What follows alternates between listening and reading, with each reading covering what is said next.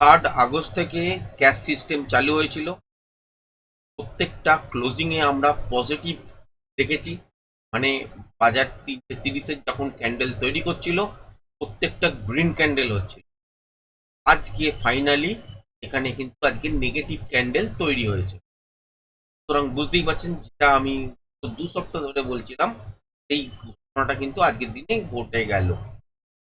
এবার যদি খেয়াল করে দেখেন, এখানে বাজারের যে উপর আর নিচ যেরকম ভাবে তৈরি করেছে, সেই অনুযায়ী গতকালকে আপনার শেয়ার করেছিলাম যে 24,300 এই লেভেলটা ব্রেক করার পর 24,280 বাজার আসতে পারে।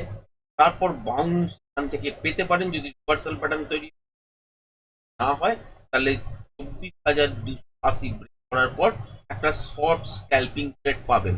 সেটা কিন্তু আজকের দিনে দেখতে পেয়েছি। গতকালকের ভিডিওতেও বলেছিলাম যে বোথ সাইড টাইপের মুভমেন্ট দেখবেন।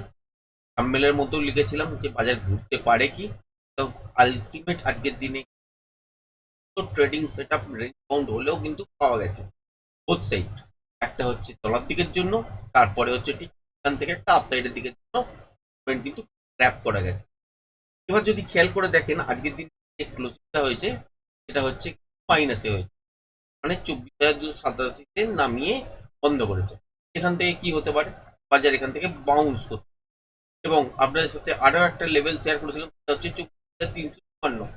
এক্স্যাক্টলি মোটামুটি দেখতেই পাচ্ছেন যে এই রেঞ্জটার কাছে এসেই কিন্তু ডবল টপের মতো সিচুয়েশন 5 মিনিটের টাইম ফ্রেম মধ্যেই করেছে। এখানে প্যাটার্ন যদি খুঁজতে যান, প্যাটার্ন নেই। যদি ডেইলি টাইম ফ্রেম হিসেবে দেখেন, তাহলে প্রজেকশন লেভেল কিন্তু আপসাইডের দিকে। যদি আওয়ারলি টাইম ফ্রেম হিসেবে দেখেন, তাহলে হচ্ছে তার র্যালি ফেসটা কিন্তু আপসাইডের দিকের জন্য অ্যাক্টিভ হয়ে আছে।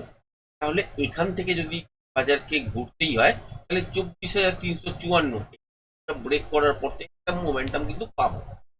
বা যদি কালকের দিনে দেখি যে গ্যাপ আপ হলো ছোটখাটো, মানে এই যে ক্যান্ডেলটা দেখতে পাচ্ছেন, ঠিক তার মধ্যেই কোনো একটা জায়গায় গ্যাপ আপ হলো হয়তো, তারপর তলার দিকের জন্য রিটেস্ট করলো, কিন্তু ফাইনালি দেখলেন যে 24,087 এই যে আজকের লোটা, এটাকে আর ব্রেক করতে পারেনি।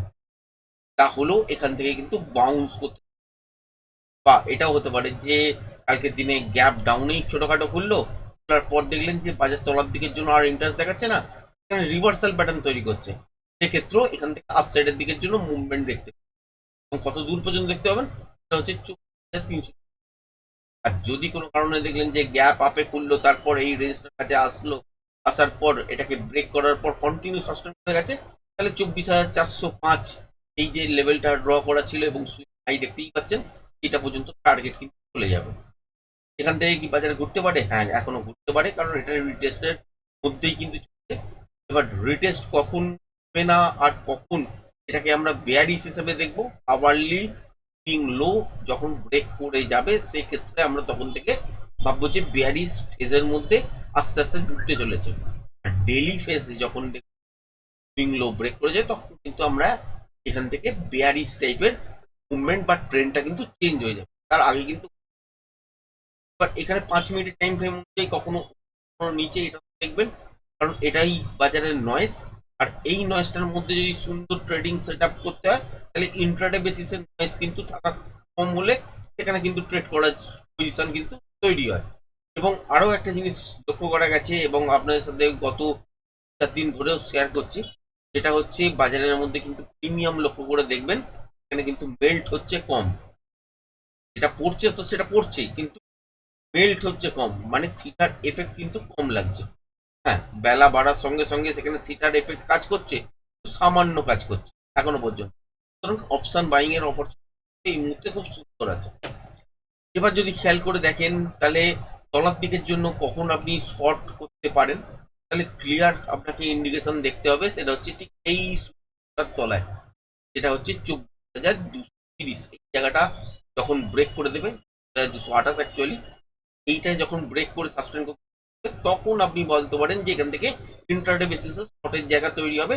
তাও যদি লুপ তৈরি করে এবং কন্টিনিউ করে এর তলায়, তবেই। আদারওয়াইজ কিন্তু হয়। ব্যাংক নিফটির ক্ষেত্রে যদি খেয়াল করে দেখেন, ব্যাংক নিফটি তো সিচুয়েশন একই। তোর মুভমেন্ট আমরা দেখেছি এবং আপসাইডের দিকের জন্য একটা সুন্দর মোমেন্টামও পেয়েছি। এবার কালকের দিনের জন্য ইন্ট্রাডে সুইং লো প্রিভিয়াস সেটা কিন্তু ব্রেক করে অলরেডি ক্লোজ হয়েছে। তাহলে এই মুভটা কি তলার দিকের জন্য আসতে পারে? হ্যাঁ, আসতে পারে, কিন্তু খুব বেশি দূর আসবে সেটা কোনই আমার মনে হচ্ছে না। যদি আসেও 57,458 থেকে 380 এই জোনটার মধ্যে হয়তো আসবে। এখানে যদি রিভার্সাল প্যাটার্ন তৈরি করে এই মুখটা কিন্তু আবার আপসাইডের দিকের জন্য আপনারা দেখবেন, এবং সেক্ষেত্রে 57,750 এই জায়গাটার পর্যন্ত টার্গেট থাকবে। আর যদি কোনো কারণে দেখলেন যে বাজার তলার দিকে না খুলে গ্যাপ আপে খুলেছে, ঠিক ধরে নিন 57,600, 650, 550 এসবের কাছাকাছি গ্যাপ আপ খুলেছে, তারপর তলার দিকের জন্য আসার চেষ্টা করেছে কিন্তু লো আর্ট ব্রেক করতে পারেনি, বা 57,458 আর্ট ব্রেক করতে পারেনি, তাহলেও এখান থেকে রিভার্সাল প্যাটার্ন তৈরি হলে উপরের দিকে কিন্তু কালকের দিনেও মুভ করবে, এবং সেক্ষেত্রে আপনারা 57,757 যেমন দেখবেন মর্নিং এর দিকে ফার্স্ট হাফের মধ্যেই দেখবেন। এবার এখানে যদি কন্টিনিউয়াস প্যাটার্ন তৈরি হয় তাহলে এইখান থেকে কিন্তু আরো বড় হবে এবং আপসাইডের দিকে জন্য বাজার কিন্তু যেতে পারে, এবং ট্রেন্ডিং হয়ে যাবার চান্সেস কিন্তু তখন তৈরি হয়ে যাবে যদি কন্টিনিউশন প্যাটার্ন তৈরি হয়। আর যদি না হয় তাহলে কিন্তু এখান থেকে কি হবে, রিভার্সাল প্যাটার্ন এই সব জোনের কাছাকাছি দেখতে পাবেন। এই ক্ষেত্রে আপনারা তখন প্রজেকশন লেভেল আপনাকে প্যাটার্ন অনুযায়ী, রিভার্সাল প্যাটার্ন অনুযায়ী কোন প্যাটার্ন তৈরি হয় অনুযায়ী প্রজেকশন লেভেল ড্র করতে হবে।